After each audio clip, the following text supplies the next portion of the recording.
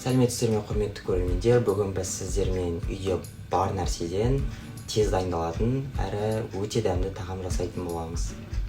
Достар, холодильнигімді ашсам, ұным, айраным, шекерім, тұзым, жұмыртқам бар екен. Және егер ірімшіктеріңіз болса, оларды қосуға болады. Яғни осылардың барлығын қолданып, ерекше тағам жасайтын боламыз. Ең бірінші айранымызды құямыз. Одан кейін 2 жұмыртқа салсақ та жетеді. 1 шай қасық шекер саламыз. Одан кейін 1 қасық тұз саламыз. Одан кейін 1 шай қасық разохрителімізді салып жібереміз. Енді осының барлығын бірге араластырамыз.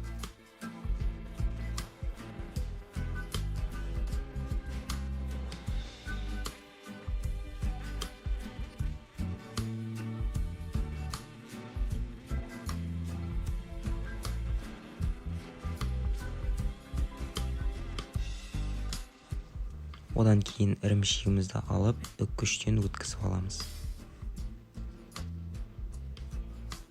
Айранымызға ірімшігімізді саламыз. Үйлеріңізде осындай көк шөп болатын болса, турап қосып жіберсеңіздер өте керемет болады. Бұның өзінің ерекше түс беретін қасиеті бар және біздің тағамымызға ерекше дәм береді.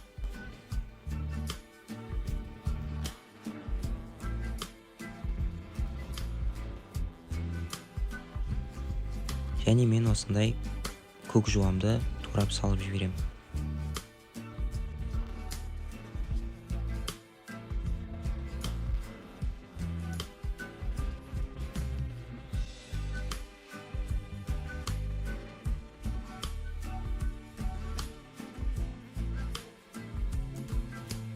Осылай ірімшігімізді, көк жуамыздың барлығын бірге араластырамыз.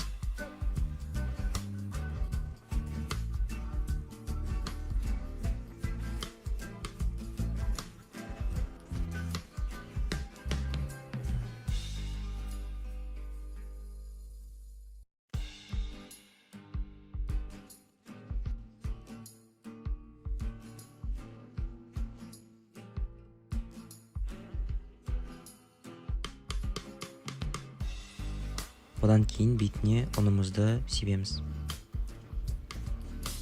Ұнымызды сеуіп болған соң барлығын бірге қосып араластырамыз.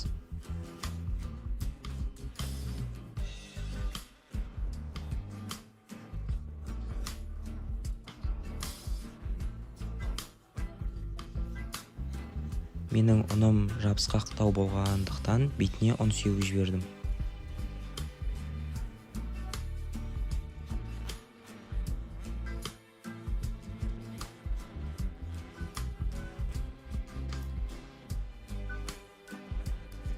Мінекей достар, қамырымыз да дайын болып қалды. Егер қамырымыз жабысқақ болатын болса, ешқандай уайымдамаңыздар. Бұл оның ішіндегі ірімшіктің әсерінен осындай нәтиже аламыз.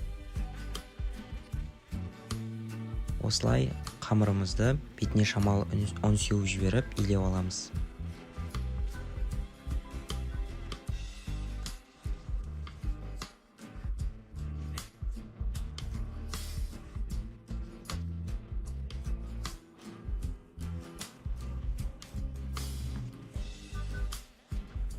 Мінекей достар, қамырымды илеп болып қалдым. Қамырымыздың қалыңдығы шамамен осындай болу керек.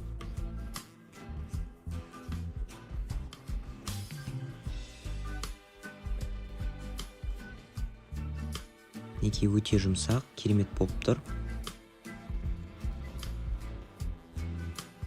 Және осылай қамырымызды 3 бөлікке бөліп аламыз.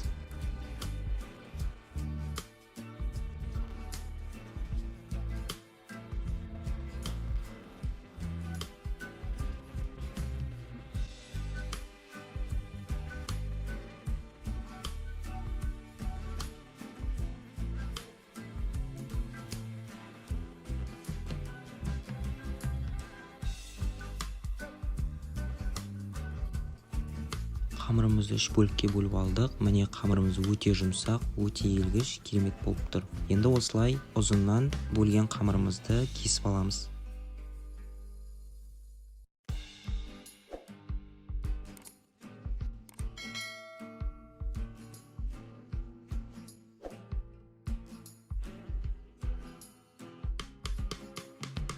Осылай сұйық майымызды құйып, астын қыздырып аламыз.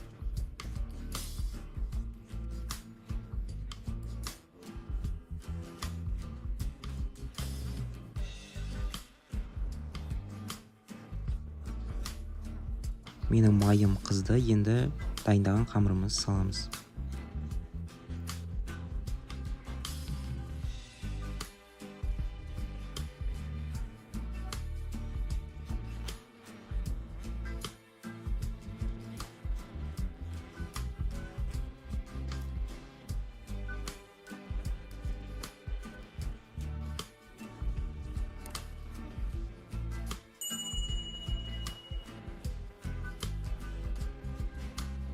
Достар, мінекей біздің дайындаған ерекше тағамымыз дайын болды.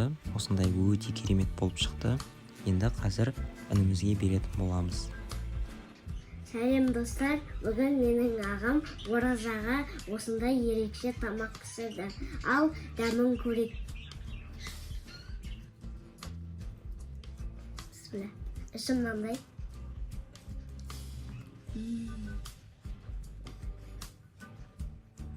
Дәмі өте күшті.